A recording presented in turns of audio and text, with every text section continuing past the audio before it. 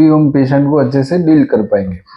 अच्छा, कुछ केस ऐसे भी होते हैं कि हमने दवाई दी है और एग्रावेशन आया।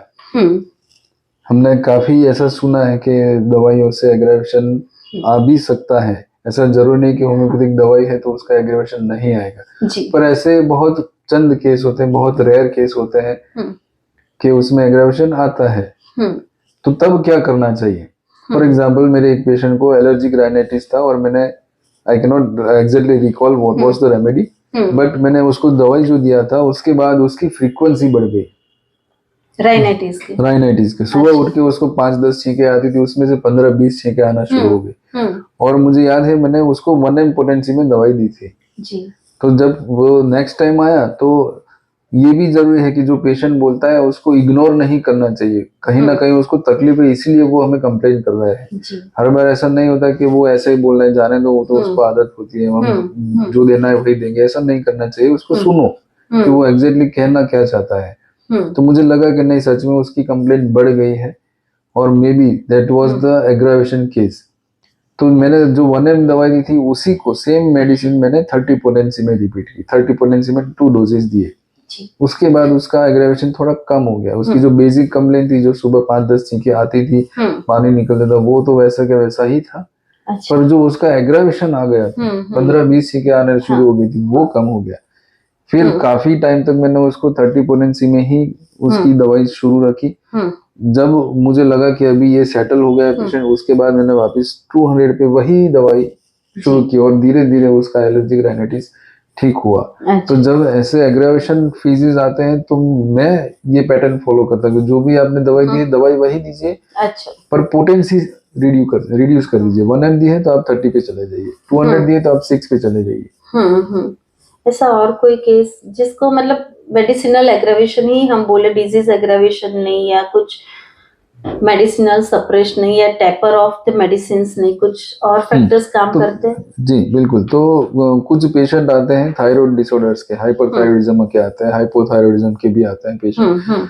तो हमें तब कैसे अप्रोच करना चाहिए? क्योंकि वो बहुत रेयर ऐसा होता है कि पेशेंट को थायराइड डिसऑर्डर हुआ और हमारे पास आ गया जी। वहाँ हमें समझना होता है कि किस तरह से वो दवाई को हम मैनेज करें और साथ में हमारी दवाई दे। ज्यादातर पेशेंट की एलोपैथिक दवाई चालू रहती है। फॉर एग्जांपल, हाइपोथायरॉइडिज्म का पेशेंट है तो उसको थायरॉक्स या लीथायोक्स व्हाटएवर जो भी वो दवाइयां देते हैं, थायरोक्सिन, वो 25 मिलीग्राम या 50 मिलीग्राम, 75 मिलीग्राम, 100 मिलीग्राम कहीं कोई ना कोई डोज पे चालू होती है। तो तब हम कैसे डील करें उस केस को? तो तब हमें हमारी होम्योपैथिक दवाई तो देनी ही है साथ में, पर मैं इस तरह से करता हूँ कि हर 3 महीने पे उसका थायराइड फंक्शन टेस्ट मैं चेक करवाता हूँ। फिर अगर उसका थायराइड फंक्शन टेस्ट स्टेबल आता है तो धीरे धीरे हम टेपर करेंगे। मान लीजिए वो 100 मिलीग्राम पे उसका चल रहा है तो उसका 12.5 मिलीग्राम कम करवा देंगे हम जी। तो यानी हो जाएगा 87.5। उस तरह से धीरे धीरे कम करते जाएंगे। हर 3 महीने पे हम चेक भी करते जाएंगे।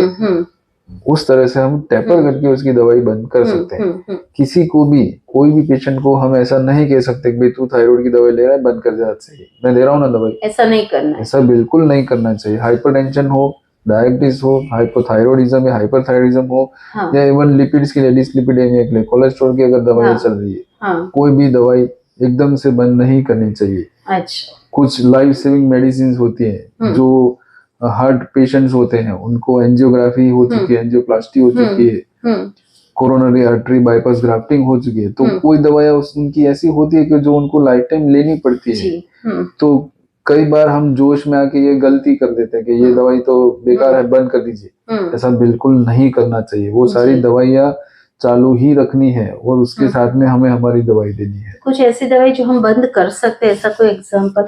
नो डाउट इसका थरा नॉलेज होना चाहिए। हार्दिक पे बिल्कुल इंफॉर्मेशन सुपरफिशियल दे रहे हैं, हमें इसको ग्रांट नहीं लेना है, ये जस्ट अपने नॉलेज के लिए है। तो जो हार्मोन रिलेटेड दवाइयां होती हैं उसमें होम्योपैथिक दवाइयां का बहुत अच्छा रोल होता है। थायराइड डिसऑर्डर से इवन पीसीओडीज जो होते हैं, तो ये सारी जो तकलीफें हैं वो हार्मोन रिलेटेड तकलीफें हैं। तो इसमें हम धीरे धीरे करके रिड्यूस करके दवाइयां बंद कर सकते हैं और पेशेंट होम्योपैथी और एलोपैथी दोनों दवाइयों से बिल्कुल फ्री हो जाता है और विदाउट सिम्टम्स रह सकता है।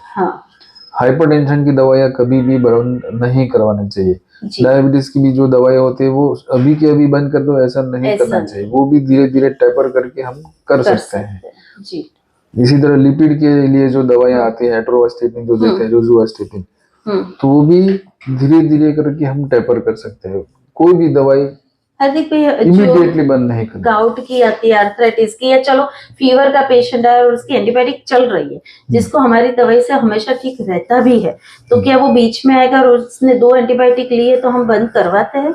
देखिए ऐसा होता है कई बार कि जैसे कि मैं मेरी ही बात करूं, मंडे टू सैटरडे में क्लिनिक में रहता हूं, पर हाँ। संडे मान लीजिए किसी पेशेंट को अचानक से सैटरडे नाइट में बुखार आ गया या कुछ भी अचानक से हुआ है और उसने एलोपैथी अप्रोच किया है, एंटीबायोटिक उसको लिख कर दी गई है कि आप एंटीबायोटिक शुरू कर लीजिए, जी तो क्या मंडे को वो मुझे दिखाने आएगा तो मुझे एंटीबायोटिक बंद कर देनी चाहिए? बिल्कुल नहीं। जो भी एंटीबायोटिक दी गई है उसका कोर्स उसको अच्छी तरह से कंप्लीट करना है। अच्छा। क्यों? क्योंकि जब आप आधे से दवाई छोड़ देते हैं तो उसका रेजिस्टेंस आ जाता है। हो सकता है कि नेक्स्ट टाइम फ्यूचर में वही दवाई का उसको रेजिस्टेंस आ जाए।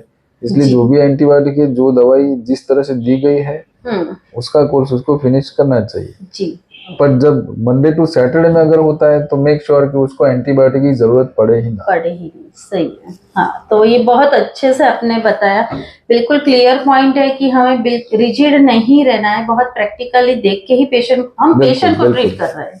मैं फ्लेक्सिबल अप्रोच ही रखना चाहिए। ऐसा कभी नहीं कहना चाहिए पेशेंट को कि संडे इमरजेंसी आ गई तो क्या हुआ, एक दिन वेट नहीं कर सकते थे, मंडे को मुझे आके दिखा जाना चाहिए था, क्यों एंटीबायोटिक शुरू कर दी? जी ऐसा बिल्कुल नहीं करना है। फ्लेक्सिबल अप्रोच ही रखना है। उसको तकलीफ थी इसलिए उसने दवाई ली, उसमें गलत क्या है? जी हम होते तो हम भी लेते। तो एक गुड होम्योपैथ को ओपन आर्म रहना है और बहुत ही डायनेमिक नॉलेजेबल रहना है।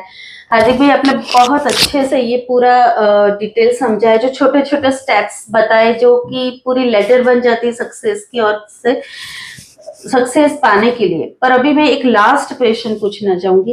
दोस्तों, मुझे याद है हार्दिक भाई जब भी HMI के सेमिनार्स में होता है, अगर आपने मिस किया है सेमिनार तो वो लास्ट में अपना सम अप लिख के व्हाट्सएप ग्रुप में डालते हैं। मतलब आपको लगता ही नहीं कि आपने मिस किया है, आपको पूरी टिप्स मिल जाती है।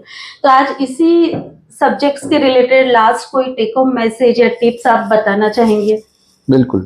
तो मैं एक समराइज कर देता हूँ मेरा पूरा जो सेशन है, कि अगर हमें फेल नहीं होना है तो क्या क्या करना है। सबसे पहला चीज है कि अच्छा केस टेकिंग होना जरूरी है। जी आप अच्छा केस टेकिंग कीजिए। दूसरा है, आप टोटलिटी ऑफ सिम्टम्स अच्छे से बनाइए, उस रेपर्टराइज भी बिल्कुल कीजिए। अच्छा। आपको भले मालूम हो गई कि यही दवा है, फिर भी रेपर्टराइज कीजिए। पोटेंसी सिलेक्शन अच्छे से कीजिए। रिपीटेशन सोच समझ के कीजिए। फिजिकल एग्जामिनेशन हमेशा कीजिए, वो बहुत जरूरी चीजें हैं। और ऑब्जर्व करते रहिए, कहीं ना कहीं आपको कोई क्लू ऑब्जर्वेशन के थ्रू भी मिल सकता है। अच्छा, जैसे आपने टिप्स की बात कही, तो टिप्स के लिए तो जितना हम कहे उतना टाइम कम हो जाएगा। फिर भी मैं कुछ चीजें शेयर करूंगा। फॉर एग्जाम्पल, छोटे बच्चे होते हैं तो कहीं उनकी उंगली फंस गई, या हम चलते जाते हैं और कहीं अचानक से पत्थर पे हमारी उंगली लग गई, तो बहुत पेनफुल वो कंडीशन होती है, क्योंकि फिंगर्स और टोज उसमें एबंडेंस ऑफ नर्व्स होती है, नर्व एंडिंग्स बहुत होते हैं वहां पे, तो वो बहुत पेनफुल कंडीशन होती है। तो then you can give hypericum. Hypericum से इमीडिएट पेन रिलीव हो जाएगा उसका। अच्छा, ओके। एक और एग्जांपल मैं देना चाहूंगा कि कई बार कुछ शरारती बच्चे होते हैं, कहीं पार्टी में हम गए हैं, चेयर पे हम बैठने जा ही रहे हैं और उन्होंने चेयर खींची, गिर गए हम, तो उसमें होगी हमारे कॉक्सिक्स पे इंजरी होगी। और वो बहुत ही पेनफुल होती है, वो बहुत टाइम लेती है ठीक होने में।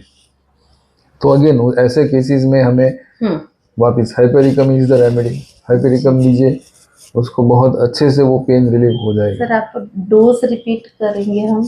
हाँ, वो हाइपेरिकम हम देते हैं तो जनरली 30 या 200 में देते हैं। अगर वो बहुत पेन उसको ज्यादा ही है तो you can think of 1 ml also. 1 ml in water potency. Okay. वो पेन कितना है उसकी इंटेंसिटी पे हमें डिसाइड करना है कि कौन सी पोटेंसी यूज करनी चाहिए। जी। एक होता है कि कई बार पेशेंट आते हैं कि भाई मुझे बहुत खुजली हो रही है, बहुत खुजली हो रही है। हम देखते हैं तो हमें लगता है कि यहाँ खुजली आ रही है, कुछ दिख नहीं रहा है, कोई इरेप्शन वगैरह तो है नहीं।